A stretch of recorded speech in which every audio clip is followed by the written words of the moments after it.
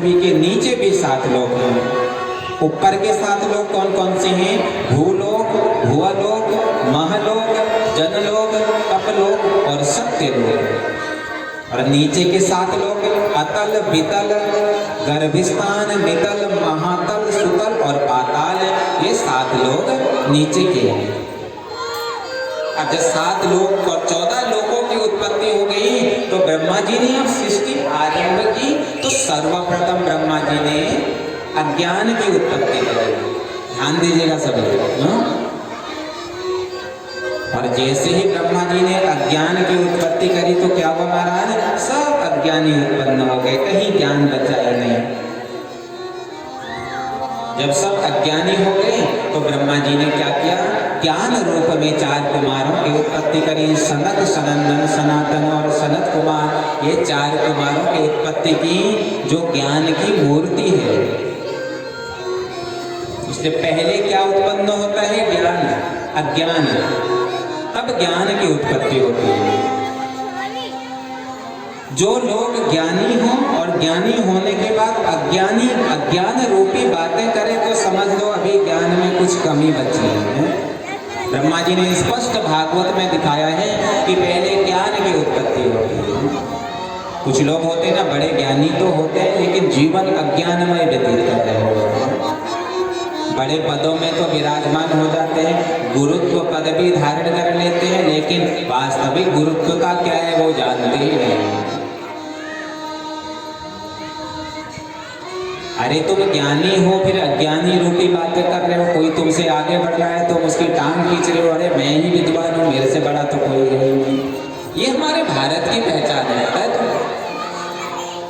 एक बार क्या हुआ ना, एक सभा बैठी जिसमें सारे देश के लोग बैठे और जज ने कहा कि सब लोग अपने अपने देश के 2-2 केकड़े पकड़ करके ले गए। एक जार दे दिया, बिल्कुल एक जैसा, जार का रंग एक जैसा, जार में जल एक जैसा। सब केकड़े 2-2 केकड़े अपने देश के पकड़ करके लाए हैं और उस जार में बंद करके जज को दे दिया। और उसने क्या किया? पर्दा बंद कर दिया, अंदर जार इधर उधर खिसका दिए, फिर पर्दा हटाया, कहा आप अपने अपने केकड़ों को पहचानिए। अब केकड़ों का रंग एक जैसा, कोई नहीं पहचान पाया। तो भारत वाला क्या बोला? महाराज ये रहा मेरे देश का केकड़ा। बोला कैसे? महाराज देखिए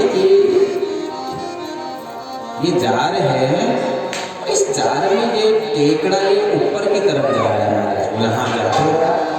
एक केकड़ा ये नीचे को खींच रहा है, इसके कारण खींच रहा है महाराज। बोला ये हमारे भारत की पहचान है। बोला कोई आगे बढ़े, खींच दे। बोले तू भी पीछे जाएगा। तो पहले अज्ञान आता है फिर ज्ञान आता है। अगर ज्ञान आ गया, ज्ञान आने के बाद तुम अहंकारी बन जाओ। आजकल तो ऐसे ऐसे ज्ञानी उत्पन्न हो गए हैं जो कहते हैं भैया ये देवताओं को सब बाहर फेंक दो, हमारी पूजा करो। अब तो आजकल उनकी आरती भी बन जा रही है। पौंड्रक आजकल उत्पन्न हो गए हैं हमारे राज्य में, हमारे समाज में। पौंड्रक एक राजा था ना, उसकी कहानी सुनोगे आप। अरे भगवान ने संसार में अपनी फोटोकॉपी कोई बनाया ही नहीं। अरे भगवान जब मनु शतरूपा ने तप किया था, कहा था कि अपना जैसा एक बेटा हमको दे दो। भगवान बोले अपना जैसा नहीं दे सकता हूँ, खुद आऊंगा तेरे घर पुत्र। भगवान ने जब एक जैसा किसी को बनाया ही नहीं तो कहां से एक जैसा हो जाएगा? तो पहले अज्ञान फिर ज्ञान है। तो ज्ञान रूप में ब्रह्मा जी ने सनक, सनंदन, सनातन और सनत कुमार की उत्पत्ति करी है। इनसे कहा सृष्टि रचो। इन्होंने कहा महाराज हमारे बस की नहीं सृष्टि वृष्टि रचना, हम तो भजन करेंगे तप करेंगे। तो भगवान ब्रह्मा जी ने 10 मनहस पुत्र उत्पन्न किए, मानस पुत्र उत्पन्न किए। मरीचि, अत्रि, अंगिरा, पुलत्स्य, पुलह, क्रतु, भृगु, वशिष्ठ, दक्ष और नारद। ये 10 मानसिक पुत्र कहलाए, ये मन से उत्पन्न हो गए। ब्रह्मा जी के दाएं भाग से मनु महाराज की उत्पत्ति हुई है और बाएं भाग से शतरूपा देवी की उत्पत्ति हुई है और यहीं से मानवी सृष्टि आरंभ हुई। बोलो भक्त वत्सल भगवान की जय। मनु और शतरूपा के मैथुनी सृष्टि करने से हम सब मनुष्यों की उत्पत्ति हुई है। आजकल हम वर्ण बांट देते हैं, ब्राह्मण क्षत्रिय वैश्य शूद्र। अरे कोई ब्राह्मण नहीं, कोई वैश्य नहीं, कोई शूद्र नहीं है। हर जाति में एक ब्राह्मण उत्पन्न होता है, हर जाति में एक क्षत्रिय उत्पन्न होता है, हर जाति में एक वैश्य उत्पन्न होता है, हर जाति में एक शूद्र उत्पन्न होता है। 4 प्रकार के ब्राह्मण हैं, ब्राह्मण ब्राह्मण, ब्राह्मण क्षत्रिय, ब्राह्मण वैश्य, ब्राह्मण शूद्र। जो ब्राह्मण जन्म कुल में जन्म लेने के बाद अपनी आजीविका पांडित्य कर्म से चलाए, जैसे हमारे ये अंत जी बैठे हैं, हर्षित जी बैठे हैं, रितेश दीतेश हमारे सब आचार्य लोग बैठे हैं, इन्होंने अपना जीवन पांडित्य कर्म को समर्पित किया, तो ये ब्राह्मण है। अब ब्राह्मण बन गए, उसके बाद फौज में भर्ती हो गए, सेना में भर्ती हो गए, तो फिर आप क्षत्रिय हो गए, क्योंकि अस्त्र शस्त्र बंदूक उठाना ब्राह्मण का काम नहीं है, ये क्षत्रियों का काम है। अगर ब्राह्मण वंश में जन्म लेकर के फौज में भर्ती हो गए हो, सेना में भर्ती हो गए हो, तो फिर थोड़ा पद कम हो गया तो ब्राह्मण क्षत्रिय बन गए। ब्राह्मण वंश में जन्म लेकर के दुकान खोल दी तो फिर ब्राह्मण वैश्य बन गए, क्योंकि वैश्यों का काम है व्यापार करना। अब ब्राह्मण वंश में जन्म लेकर के ना संध्या करी, ना पूजा करी, ना कभी ध्यान किया, तो फिर शूद्र बन गए हो। सबसे ज्यादा संध्या पूजन जप दान ब्राह्मणों को करना चाहिए।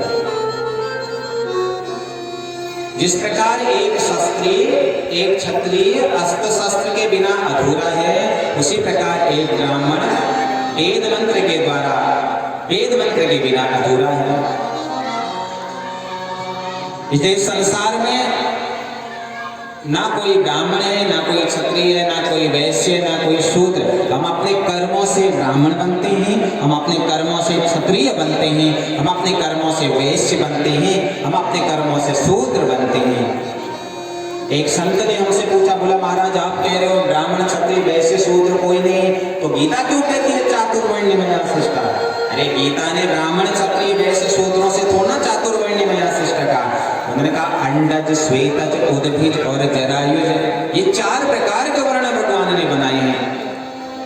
कोई अंडे से उत्पन्न हुआ, कोई पसीने से उत्पन्न हुआ, कोई युग्म से उत्पन्न हुआ, कोई दृष्टि से उत्पन्न हुआ, तो अपने कर्मों से। उसी प्रकार के 4 प्रकार के क्षत्रिय, 4 प्रकार के वैश्य, 4 प्रकार के शूद्र। ब्राह्मण क्षत्रिय वैश्य शूद्र हमारे कर्म हैं। हम अपने कर्म से ही ब्राह्मण बनते हैं, हम अपने कर्म से ही वैश्य बनते हैं, हम अपने कर्म से ही क्षत्रिय बनते हैं, अपने कर्म से ही शूद्र बनते हैं। तो 10 मानुष्य पुत्र होने के बाद मनु शतरूपा की उत्पत्ति हुई और यहाँ से मानवीय सृष्टि उत्पन्न हुई है। मानवीय सृष्टि उत्पन्न करने के बाद यहाँ धर्म संवाद होता है कि मैत्रेयं विदुरो यस्य वार्ता दिव्यतो भवे अपक्षाणां कर्मणो यस्य तेन दिव्यानुभावता। विदुर जी हैं धर्म के अवतार, जो कौरवों के पक्ष में हैं। वहीं युधिष्ठिर भी धर्म के अवतार हैं, जो पांडवों के पक्ष में हैं। धर्म दोनों के पक्ष में है, लेकिन विजय कौन हुए? पांडव। कारण क्या है? अरे धर्म तो कौरवों के साथ भी था, धर्म तो पांडवों के साथ भी था, लेकिन कौरवों का कल्याण नहीं हुआ। कौरवों का कल्याण क्यों नहीं हुआ? क्योंकि कौरव पक्ष में धर्म कौरवों के माध्यम से चलता था और पांडवों के पक्ष में धर्म के माध्यम से पांडव चलते थे। जो युधिष्ठिर जी बोलते थे, चारों भाई उसे स्वीकृत करते थे, स्वीकार करते थे। लेकिन इधर जो दुर्योधन बोलता था, विदुर जी को उसे स्वीकार करना पड़ता था। धर्म दोनों पक्ष में, लेकिन अंतर इतना ही है, एक पक्ष वाले धर्म के आधार पर चल रहे हैं और एक पक्ष में धर्म पक्ष वालों के आधार पर चल रहा है। हुआ क्या महाराज, एक बार विदुर जी धृतराष्ट्र जी के पास पहुंचे और धृतराष्ट्र जी के पास जब पहुंचे तो धृतराष्ट्र जी से कहते हैं, अरे धृतराष्ट्र, राज्य के सुख में तुम इतने अंधे हो गए हो कि भला बुरा कुछ नहीं देख रहे हो। तुम्हारा जो बड़ा पुत्र है दुर्योधन, ये बड़ा दुष्ट है, इसको यहाँ से निकाल दो। शरीर के किसी अंग में विकृति आ जाए तो उस अंग को शरीर से अलग कर देना चाहिए ताकि किसी अन्य अंग में उस विकृति का संचार ना हो। और जब दुर्योधन ने यह सुना तो न जाने क्या क्या बोल दिया। और जब यह सुना, धृतराष्ट्र जी भी सुन रहे थे लेकिन धृतराष्ट्र जी कुछ नहीं बोले। तो विदुर जी ने सोचा कि अब यहाँ अधिक समय रुकना अच्छा नहीं है, तो इस स्थान को छोड़ देना चाहिए। भलाई उसी में है, अगर कोई आपकी ना सुने तो फिर उस स्थान को छोड़ दो। जहाँ आपका मान सम्मान ना हो, आपके ज्ञान का सम्मान ना हो, तो उस स्थान को फिर त्याग देना चाहिए। यत्र मानेन सम्मान, ज्यादा देर नहीं रहना चाहिए। तो विदुर जी अस्त्र शस्त्र छोड़ करके चले गए। और जब तक विदुर जी कौरवों के पक्ष में थे तब तक धन धान्य सुख ऐश्वर्य की प्राप्ति हो रही थी। और जैसे ही विदुर जी छोड़ करके गए हैं, सब लोग श्रीहीन हो गए। ठीक उसी प्रकार जब तक विभीषण जी रावण के साथ थे, सब कुछ रावण को प्राप्त होता रहा कि अस कहीं चला विभीषण जबहि, अस कहीं चला विभीषण जबहि, अस कहीं चला विभीषण जबहि, अस कहीं चला विभीषण जबहि, अस कहीं चला विभीषण जबहि, अस कहीं चला विभीषण जबहि, आयो हीन भय तब सबहि, आयो हीन भय सब सबहि। श्री राम जय राम जय जय राम, श्री राम जय राम जय जय राम, श्री राम जय राम जय जय राम।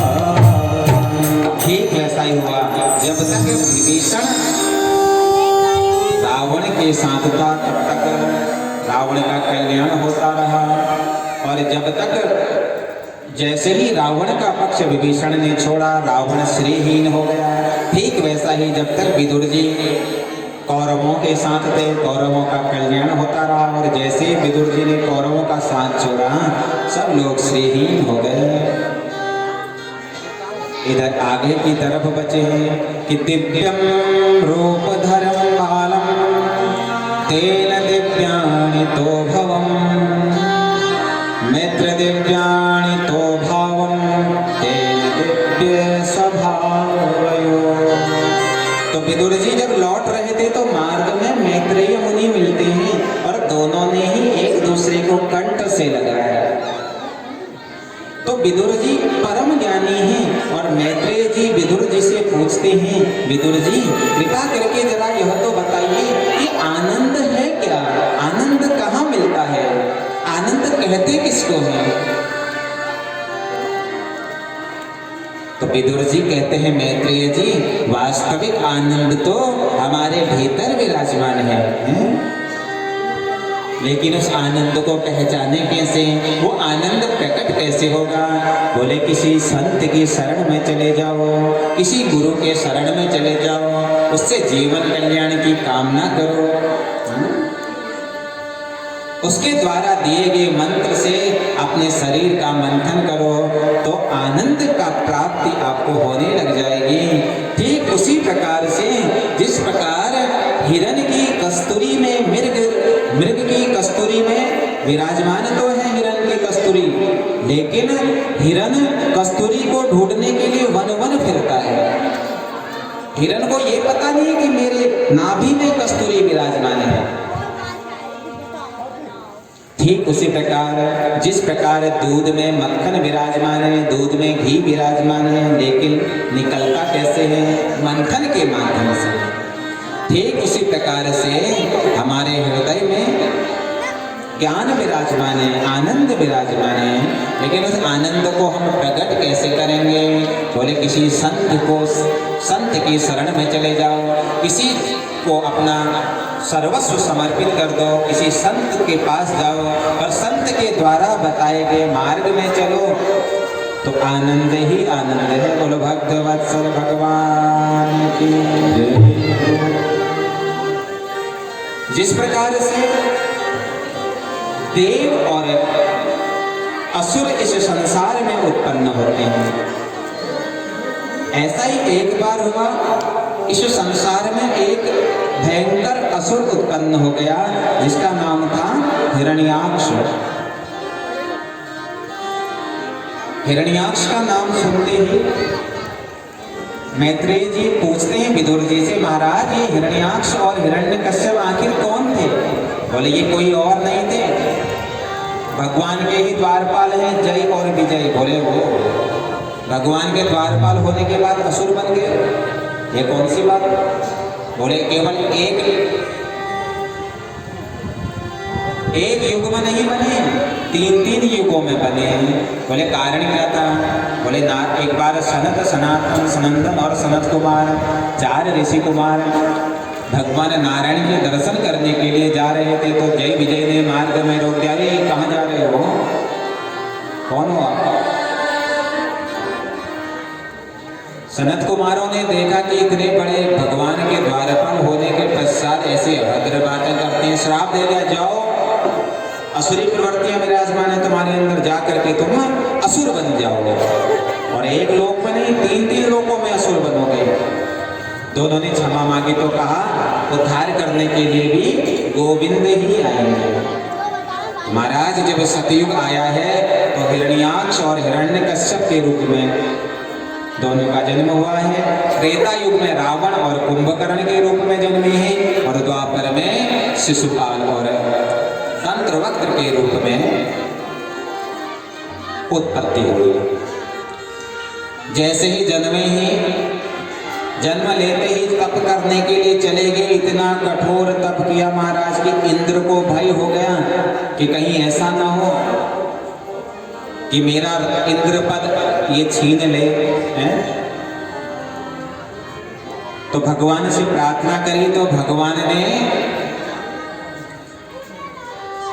दिव्यम भावन्यो भवः, पूरी पृथ्वी उठाई इस असुर ने और पृथ्वी को उठा करके सीधे समुद्र में ले गया है। तो पृथ्वी माता ने भगवान की स्तुति करी और उसी समय मेरे गोविंद बराह रूप में प्रकट हुए हैं और बराह रूप में प्रकट होकर के गोविंद ने हिरण्याक्ष का वध किया और पृथ्वी को वापस अपनी जगह पर स्थापित कर दिया। नमो नमस्ते किल यज्ञ तंतवे स्थितो गृहीतां लसत्वमूर्तये दृष्टा पतोऽयं जगतामरुन्तु त्वत्पाद भक्त्या तव मे सन्निवृत्तः। पृथ्वी का संताप दूर किया और पृथ्वी को पुनः स्थापित किया है और पृथ्वी को पुनः स्थापित करके पृथ्वी माता बार बार नारायण को नमन करती है। और इधर ये हिरण्याक्ष का जो बड़ा भाई हिरण्यकश्यप था, यह तप करने के लिए मेरुगिरी के तट पर चला गया और यहाँ से आरंभ होता है मनु के संतानों का वर्णन। महाराजा मनु की 3 बेटियां हैं और 2 बेटा हैं। जो 3 बेटियां हैं, सबसे बड़ी बिटिया का नाम है आकुति, मध्य की जो बिटिया है इसका नाम है देवहूति और जो सबसे छोटी बिटिया है उसका नाम है प्रसूति। आकुति का विवाह रुचि प्रजापति से कर दिया देवहूति का विवाह कर्दम से किया है और प्रसूति का विवाह प्रजापति दक्ष से किया है। महाराजा मनु की जो बीच की जो बिटिया है ना, जिसका नाम है देवहूति, इसका विवाह कर्दम ऋषि से हुआ, जो ब्रह्मा जी के बेटा हैं। ब्रह्मा जी ने कहा जाओ जाकर के नारायण को प्रसन्न करो और श्रेष्ठ पत्नी की चाह करो। तो पत्नी प्राप्त करने के लिए, तप करने के लिए कर्दम निकले हैं और 80 वर्ष हो गए, भगवान प्रसन्न ही नहीं हुए। और 80 वर्ष बाद जब भगवान प्रसन्न हुए, कहा वरदान मांगो कर्दम, क्या चाहिए है? अब कैसे कहें कि एक पत्नी चाहिए थी इसीलिए तप करने आए थे। पहले के समय में जब बेटा बिटिया का जब विवाह होता था ना, तो विवाह की बात जब बिटिया सुनती थी तो शर्मा करके अंदर चली जाया करती थी। लेकिन आजकल अगर बिटिया का विवाह किया जाए, लड़का ढूंढा जाए, महाराज देखो हमने MSc किया है तो हमको भी ऐसा ही लगना चाहिए, बिल्कुल हमारे योग्य चाहिए, हम ऐसे वैसे से विवाह नहीं करेंगे, हमको तो सरकारी नौकरी वाला लड़का चाहिए, हमें नहीं करते होगा। अरे तेरे किस्मत में अगर सरकारी नौकरी वाला अगर लिखा होगा ना, तो किसी से भी शादी कर ले, प्राप्त हो जाएगा। भाग्य की रेखा तो परिवर्तित नहीं कर सकती। तो कर्दम ऋषि ने जब क्या बोलते महाराज, अरे महाराज बस आपके दर्शनों के लिए ही तो मैं तप कर रहा था। ओ अरे कर्दम, मुझे लगा कि तू पत्नी प्राप्ति के लिए तप कर रहा होगा। अब देखना कर्दम, मैं तो तेरे लिए एक अलौकिक कन्या भी ढूंढ करके आया था। अब तू ही तैयार नहीं हो रहा तो क्या करें? कर्दम ने कहा इसीलिए तो तप कर रहा था महाराज। आखिर कौन है वो कन्या? अरे बोले कोई साधारण कन्या नहीं है। अच्छा बोले कौन है? बोले मनु महाराज की जो मध्य की जो कन्या देव होती है ना, वही तुम्हारे लिए देख करके आए हैं। विवाहों का बड़ा ही महत्व हमारे जीवन में है महाराज। 8 प्रकार के विवाह बताए गए हैं। ब्रह्म विवाह, देव विवाह, गंधर्व विवाह, किन्नर विवाह, राक्षस विवाह, असुर विवाह, आर्ष विवाह और प्रजापत्य विवाह। ये 8 प्रकार के विवाह हैं। वेद मंत्रों के ध्यान दीजिएगा सभी। आजकल के जो विवाह हैं उसका वर्णन कर रहा हूं। ब्रह्म वेद मंत्रों के माध्यम से योग नक्षत्र को ध्यान में रखते हुए जो विवाह किए जाते हैं वो है ब्रह्म विवाह। अब आजकल तो महाराज ना योग देखे जा रहे हैं ना नक्षत्र देखे जा रहे हैं। अब जिस समय तेरा पाणी ग्रहण संस्कार होना था उस समय तो तू बैंड में नाच रहा है, अब तो फिर शादी के बाद तो फिर जीवन में ही बैंड बज जाएगा। इसको महाराज बड़े परेशान हैं। कभी कहीं जा रहे हैं, कभी कहीं जा रहे हैं। अरे योग नक्षत्र तो देखा नहीं, ऐसे ही विवाह कर लिया, तो आप प्रसन्न कैसे रह सकते हो? विधिवत तरीके से विवाह हो रहा है। ये योग बनाए हैं, ये नक्षत्र बनाए हैं, इनका कुछ तो महत्व होगा तभी तो ये बनाए हैं। लेकिन आज योग नक्षत्र का कोई ध्यान नहीं देता।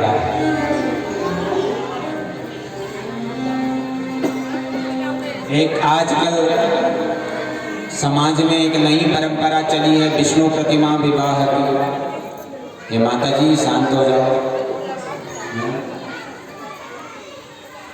हमारी मैया लोग बड़े अच्छे हैं। माताओं का तो स्वरूप है बोलना, बोले जाते हैं बीच बीच में, लेकिन फिर भी बहुत सी माताएं बहुत अच्छी हैं। एक बार बोल दो चुप जाओ तो सब चुप जाते हैं।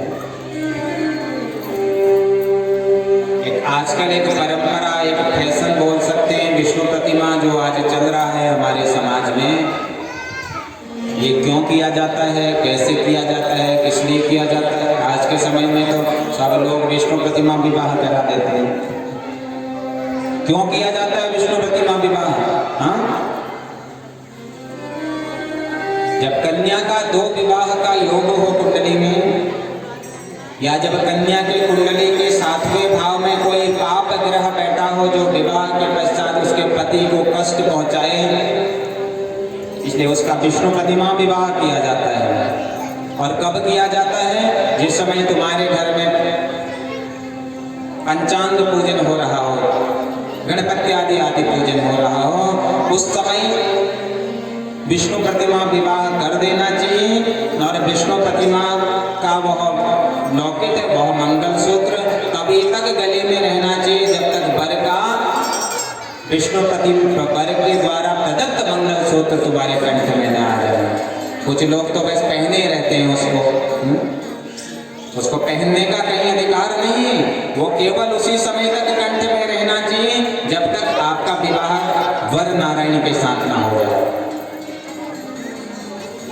यानी तुम्हारा प्रथम विवाह भगवान नारायण के साथ हो गया। जो तुम्हारे जीवन के जो अरिष्ट थे वो नारायण के साथ कट गए हैं। अब तुम्हारा दूसरा जो विवाह हो रहा है वो अमुक व्यक्ति के साथ हो रहा है।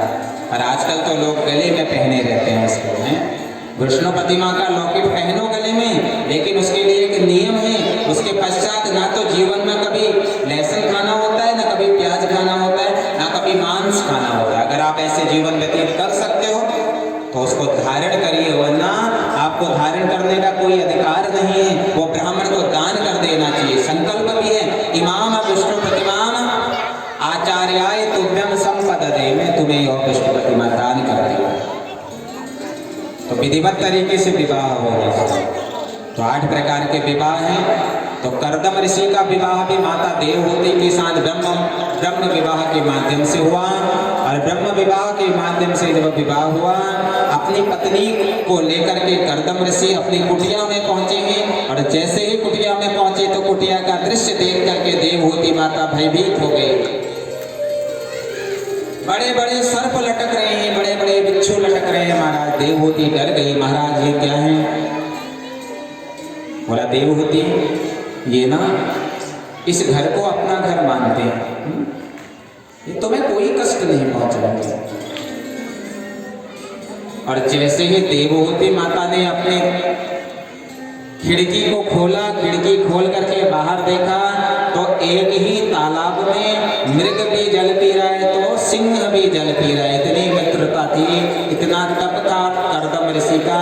तो देवहूति माता बड़ी प्रसन्न हो गई कि मैंने ऐसा वर प्राप्त किया। तो कर्दम ऋषि देवहूति माता से बोलते हैं कि देवहूति अब तेरा काम है घर बनाना और मेरा काम है गोविंद को भजना। घर तो माताएं लोग ही बनाती है हमारा है, पुरुष का काम तो बस, पुरुष तो सुबह चला जाता है झोला झंडी लेकर के, शाम को लौट करके आता है। घर तो माता लोग चलाते हैं। फिर भी कभी कभी गुस्सा आ जाता है, तो क्या करती है दिन भर बैठी रहती है, एक दिन करके देखो। घर बनाने वाली देवियां हैं, घर बनाने वाली माताएं हैं। पुरुष का काम तो बस केवल भ्रमण करने का है। देवती अब तो इस घर की गृह लक्ष्मी है, इस घर को बना या इस घर को बिगाड़। घर बनाने का काम भी माताओं का है, घर को बिगाड़ने का काम भी माताओं का है। जैसे एक बात आज हम इस मंच से आपको बता देते हैं, घर में पुत्र को उपदेश दो या ना दो, घर के पुत्र को शिक्षित करो या ना करो, घर की पुत्रियों को जरूर शिक्षित करो। उपदेश दो उसको कि बिटिया जिस घर में तू जाएगी ना उस घर को अपना मान करके रहना। ये नहीं कि किसी के घर में तू चली जाए और उस घर के बुजुर्गों को फिर अनाथ आश्रम जाना पड़े। होता है ना आजकल से, एक बेटा 25 साल 30 साल 32 साल तक अपने माता पिता भाई बहन के साथ बड़े प्रेम के साथ रहता है और अचानक एक दिन उसका विवाह होता है और उसके जीवन में एक कन्या का प्रवेश होता है और उस कन्या के प्रवेश होते ही वो अपने भाइयों से अलग हो जाता है, अपने माता पिता से अलग हो जाता है। अरे अलग होना था तो वो सब विवाह से पहले भी हो सकता था। किसी की कन्या उसके जीवन में प्रवेश होती है और वो कन्या उसको इतना सुंदर उपदेश देती है। अब मरता क्या नहीं करता ना, वो कहती है तो मुझे अपने साथ लेकर के आया है और मैं यहाँ नहीं रहूंगी, अगर मुझे अपने साथ रखना है तो कहीं अलग चल। अब विवाह करके आया है तो भैया पत्नी की भी बात माननी है, तो घर छोड़ने के लिए मजबूर हो जाता है। इसलिए अपनी बिटियाओं को उपदेश दो कि जिस घर में जाओगे ना उस घर को अपना मान करके रहना, क्योंकि घर बनाने वाली बेटी है, वंश चलाने वाली बेटी है। पुत्र तो ज्ञानवान हो ही जाएगा अगर उसको जीवन में कोई ज्ञानवान पुत्री का, कोई ज्ञानवान महिला का प्रवेश हो जाएगा। ऐसे ऐसे भी पुरुष देखे हैं जो विवाह से पहले कभी मंदिर नहीं जाते थे, लेकिन विवाह के बाद भगवान के मंदिर में रोज जाया करते हैं। ले घर बनाने वाली माताएं हैं। इसलिए देवी अब यह तेरा घर है, इस घर को तू जैसे बना, ये तेरा काम है। तो देवहूति माता सुंदर रूप से घर को संभालने लगी है। कर्दम ऋषि तप करने लगे हैं और तप करते करते 60 वर्ष हो गए हैं। और 60 वर्ष के बाद जैसे ही ध्यान टूटा, सामने क्या देखते हैं कि सामने देवहूति मैया बैठी है। कौन हो देवी? तुष्टो मध्य तव मनवी महानादय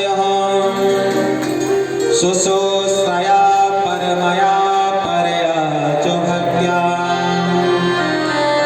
यो देहि नामय मतिव स्वदेहे नावोचितं समुचितं क्षपितो निमत्ते।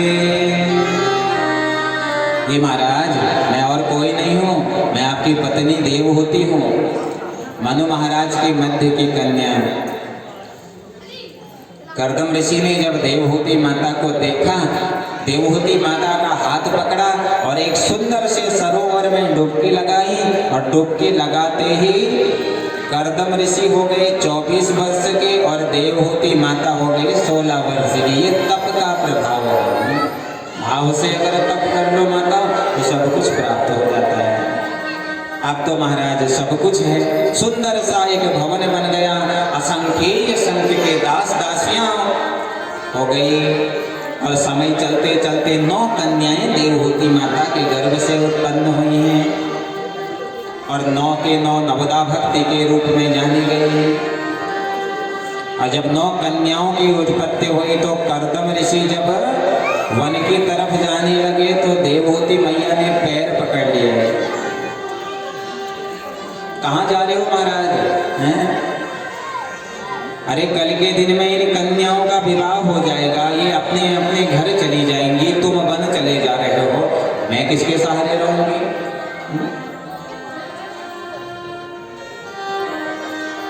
मुझे छोड़ करके कहाँ जा रहे हो? तो कर्दम ऋषि ने सुना, ओ मुझे तो भगवान ने वरदान दिया था कि मैं तेरे घर बेटा बन करके आऊंगा। तो यह सुनकर के कर्दम ऋषि रुक गए हैं और भगवत कृपा से कर्दम और देवहूति के गर्भ से मेरे भगवान कपिल का प्राकट्य हुआ। बोलो कपिल देव भगवान की जय हो। कपिल देव की उत्पत्ति हुई। कर्दम ऋषि वन चले गए हैं और वन जाकर के कर्दम ऋषि तप करने लगे। यहाँ कपिल मुनि 9 वर्ष के हुए हैं और 9 वर्ष के एक दिन हुए तो माता ने बड़ा सुंदर श्रृंगार किया कि निविषाणां नितरां भूमन् स्वइंद्रिय तर्षणा येन सभाव्यमानेन प्रपन्नाद्यं तं महाप्रभु। और जब सुंदर श्रृंगार किया तो देवहूति माता कपिल से कहती है कि बेटे, मैंने जीवन में सारे सुख भोग लिए हैं। पहले राजा के घर में कन्या के रूप में जन्म हुआ, पुत्री सुख। उसके बाद तपस्वी संत के साथ विवाह हुआ तो यहाँ भी एक रानी के तरह मुझे सुख मिला। और देखो तुम मेरे पुत्र बने हो, इससे बड़ा सुख और क्या हो सकता है? तो कपिल मुनि समझाते हैं, माता तो जिस सुख को सुख समझ रही है ये सुख है ही नहीं। माता ये तो सांसारिक सुख है।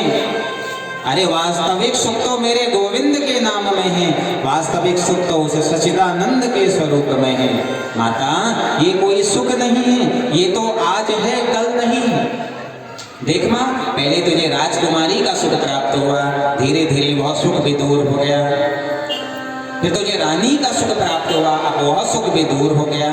फिर तुझे माँ का एक पुत्र का सुख प्राप्त हुआ, वह सुख भी दूर हो रहा है। माँ ये कोई सुख, ये कोई आनंद नहीं है।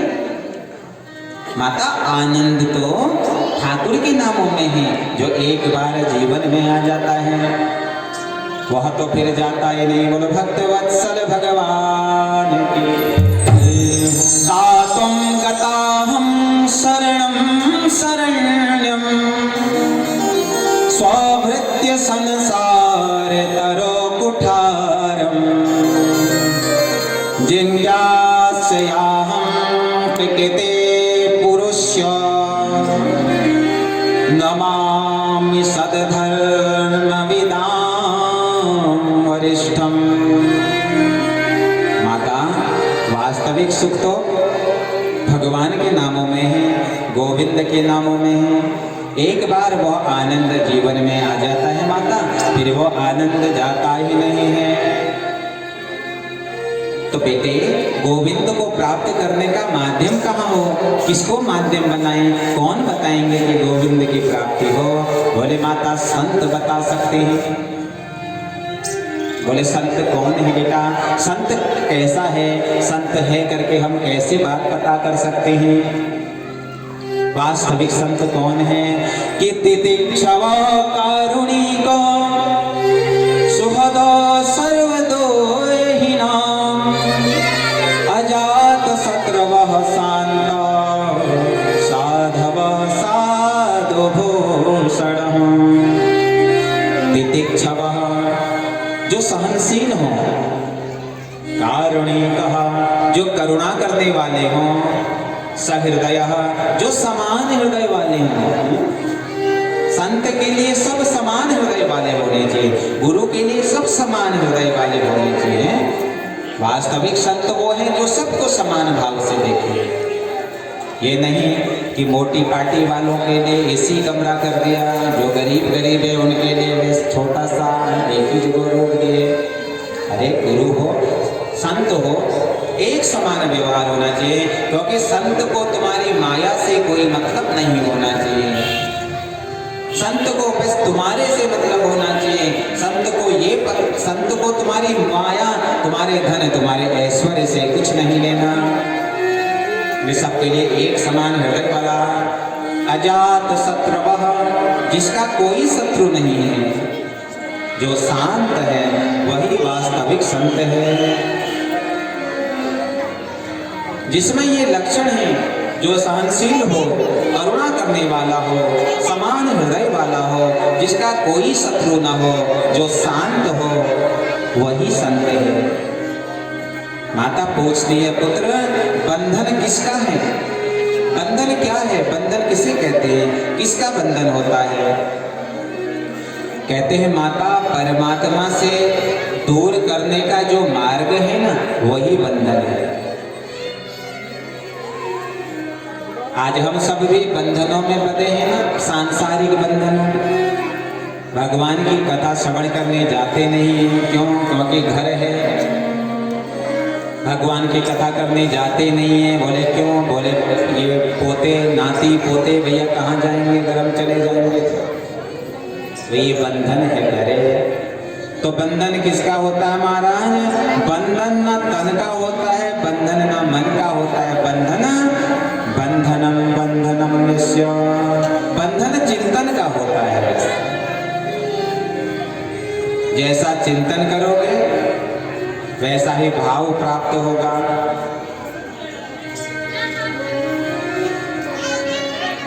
इस शरीर का बंधन नहीं है। हाँ?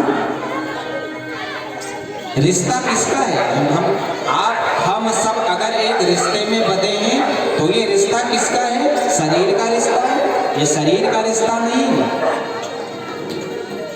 अगर शरीर का रिश्ता होता ना प्यारे, जिस प्रकार शरीर में प्राण रहते समय हम एक दूसरे से बड़ा प्रेम करते हैं, तो शरीर से प्राण निकलने के बाद भी वही प्रेम होता है।